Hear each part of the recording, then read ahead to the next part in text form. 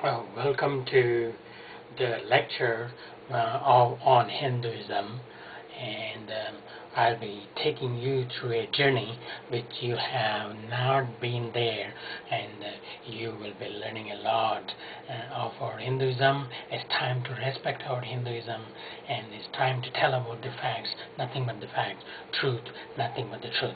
So let's get cranking. Hinduism, as I told you, I'm going to talk about the facts, nothing but the facts. And before I do so, let me just tell you the statement from the great person called Confucius, and he says, "Ignorance is the night of the mind, but a night without moons and stars." So that is the ignorance we can't afford to have. We need to know more about our Hinduism. We need to come up and renaissance of Hinduism. This is an urgency, and India is exploding. Indian youth are becoming more knowledgeable. There's an information revolution, and it's the quality of the information that is needed. And I have a new a fact without being hidden. It's not being told, or it's been altered, and we need to bring those facts into the existence once for all, and face it. And we had to face it in a way that brings a rebirth of Hinduism. So let's get cracking, and first I will take you through the series of questions. Those series of questions will tell you, did you know? There will be a lot of questions of did you know. They will provoke you. They will give you a profound knowledge, a shift in the perception of Hinduism, and then use your knowledge, use your experience, go out to India. I'm from Ahmedabad, and I have seen in Gujarat there's a big revolution from children to the old people. So let's go through this presentation of did you know questions, and follow these do you know questions, and read the description. It will change your understanding of Hinduism. Let me remind you, it will change the understanding of Hinduism. Now, before I do so, every problem has its past. Do you know why? It is true. Every problem has its own past. There is a problem with our Hinduism. And like any other religion, I'm not telling that Hinduism is the worst of all. Of course, it is the most ancient, is the greatest Hinduism. And I should be proud of, I am proud of, I will be proud of. It's my responsibility to tell you what was happening.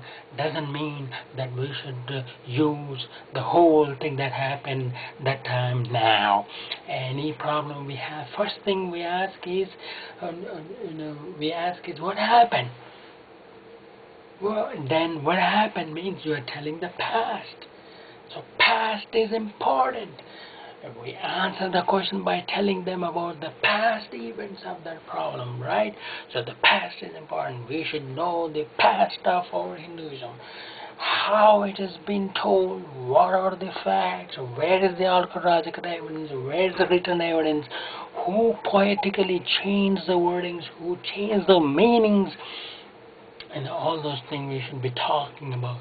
Now, when you ask a doctor, you go to a doctor, he will tell you how important it is to know the past history of a patient to diagnose and treat a disease, and plan a future management. And the same is true for knowing our Hinduism past, my dear. Come on, jump up into this wagon and let's be action alert into this presentation. Now, in the old Vedic period, okay, way back, there was no intellectual slavery. There was no Lord Rama, Lord Krishna, Lord Brahma. There was none of those gods existed. For example, in Dravidian civilization, they don't even mention about a Vedic period. That's a different topic. I'll be talking about it. So in the olden Vedic period, there was no intellectual slavery and no untouchability. Thank goodness me. They were pure nomadic, simple people who were dedicated to themselves. anyone with dedication would have become a Hindu intellect at that time. I will give you an example of the greatest people who are evolved from there. So this is our past, and we should know about it. Let's read on. People who started discrimination, who used intellectual slavery.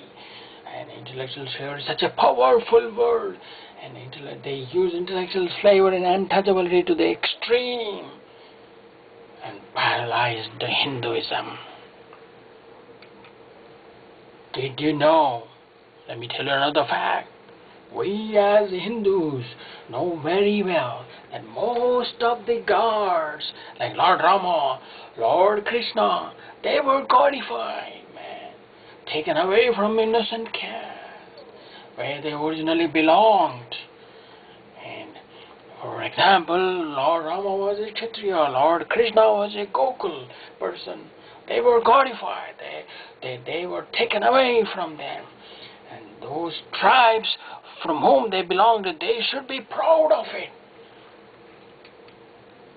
Did you know many modern Hindus are realizing that a historical crime has been committed on our Hindus by Hindus? This is the worst thing that anyone can do. Historical crime in a sense of using two weapons they use: intellectual slavery, knowledge monopoly, man. So Hindus have done that and doing that and can never do that now. And we have seen a revolution. The computer has really given an open mouth to all those Indians whose mouth has been shut for years and generations. No wonder Indians are excelling in the computer, because it is a channel for sharing information. It's a channel for expressing.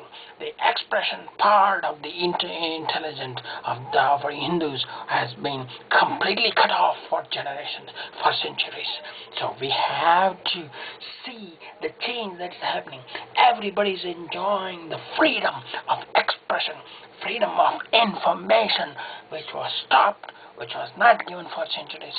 And no wonder we are feeling guilty of our past, but we should respect it, we should face it, we should realize it and get out of that.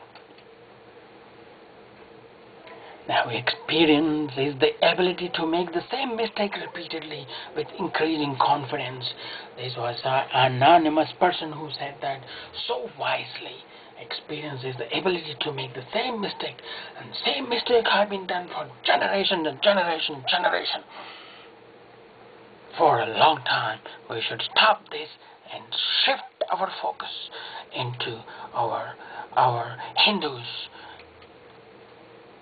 Let me tell you what Robert Oppenheimer, an American nuclear physicist who lived for a long time, 1904 to 1967, and he said, if the radiance of 1,000 suns were to burst into the sky, that would be like a splendor of a mighty one. Now I become the death. Now I am the destroyer of the world. Such a beautiful sentence came from the Bhagavad Gita. He says, Oppenheimer, he continues to say, he's the father of the atomic bomb. And he was quoting from the Hindu scripture, the Bhagavad Gita. Upon witnessing the mushroom cloud resulting from detonation of the world's first atomic bomb in New Mexico, USA, in July 16, 1945, and he is the one who was so respectful for our Hinduism.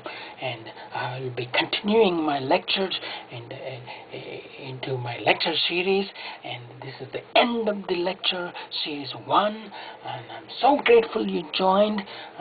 And you will be seeing a shift in your perception and a change in your understanding. And I'll be talking about the Ashwamedha Yagna. I'll be talking about the Purushamedha Yagna. And I'll be talking about fantastic ways of understanding Hinduism.